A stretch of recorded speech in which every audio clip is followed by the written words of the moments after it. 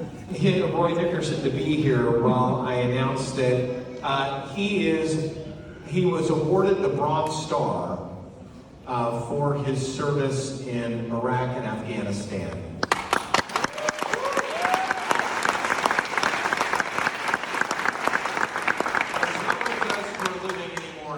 Thankfully. Roy Nickerson is the principal coach at the Boldly Coaching and Strategy. He is a principal in the company, and what he does is he helps executives reach their full potential. And I think after you hear him speak, you'll see why. Mr. Nickerson. Good evening. I'm honored to be asked to share a bit about my Asian American journey.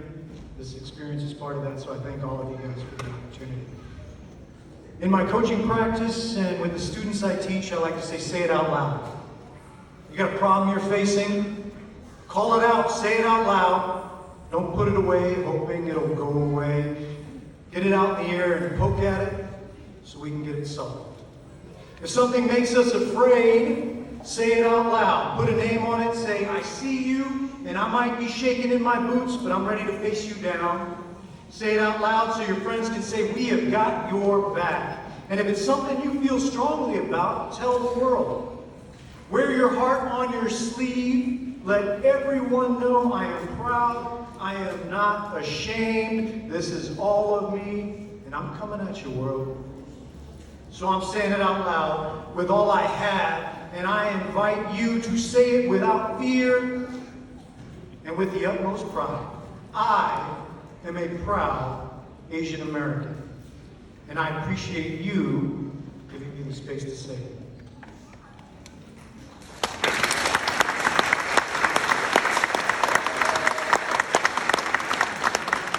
I can't always say I've been able to say that out loud. Growing up in central Kentucky, under the iron fist of the toughest Korean lady you will ever meet, my mom.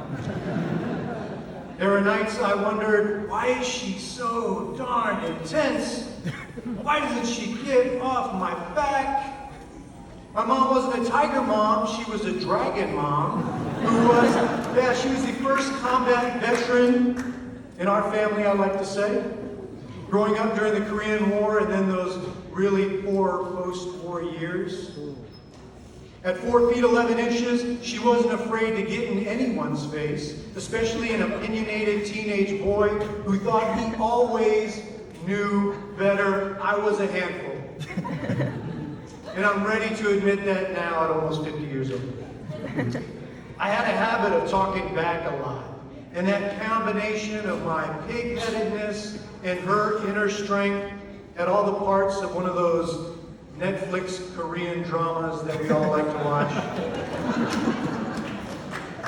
That showdown finally happened in college. In my pursuit to find myself during my undisciplined younger years, I was about to give it all up. I was going to quit school. I was going to join the daily grind. I was done being the good Asian mama's boy with my head down, getting good grades, doing everything that was expected of me. And that's when my mom told me the truth. And it didn't come out in shouts and screams, which was a change for her. It came out at the end of an exasperated sigh. Lloyd. She couldn't pronounce the R in my name. She said, Lloyd, when I came to this country, I was so poor. I worked 3 jobs because I didn't want to stay poor. If I wanted to stay poor, I would have stayed in Korea. You have opportunities I will never have. You're smart, you know English, and if that means I have to work 4 jobs, if I have to work 5 jobs and eat out of a trash can to keep you in college, I will. What do you say to that? For me, it was get back to work, Lloyd. I answered by making the most of my American dream. I finished college. I served in the best trained, best equipped, best educated army in the world, the United States Army, as an officer in Iraq and Afghanistan. I kept getting educated. I got my master's degree to continue that even today, chasing my doctorate at night. I was asked to talk tonight about how my mom influenced me in my work ethic. I have to kind of smile and laugh a little bit because I use the past tense there. I said influenced. She influences me every day. Her voice is still in my head whenever I feel like giving up, whenever I feel like giving in. My first memories from almost a half century ago were playing with other Asian American kids behind a factory on some railroad tracks. And that's because our mothers were inside doing industrial sewing in Central Texas in the summer. I don't know if it was a sweatshop, but there was plenty of sweat. If you've ever been to Texas, you kind of know what I'm talking about. My mom died late in 2011 at 67 years old of breast cancer. Earlier that very same year, she was working cleaning hotel rooms. When I said, Mom, your house is paid off. You got plenty of money. We've all finished college. We've got successful lives and careers. She reminded me that, no, I need my own money. So what did I learn from her about work ethic? How about everything?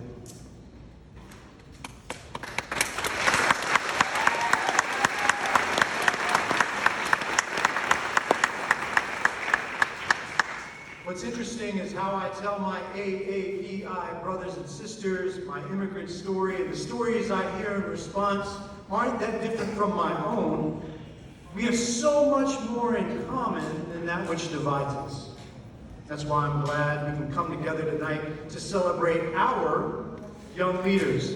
They will carry on the legacies of hard work, grit, and determination that we and our families before us brought and built here in our United States of America.